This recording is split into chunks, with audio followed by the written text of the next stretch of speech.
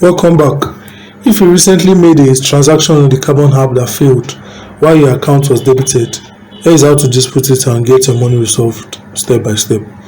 Open your Carbon app and log into your account with your PIN or your biometric. So from the home screen, you will see transaction history or transaction details to view your recent activity. So you need to locate and select the specific field or pending transaction you want to dispute. On the transaction, tap on the transaction details to open it.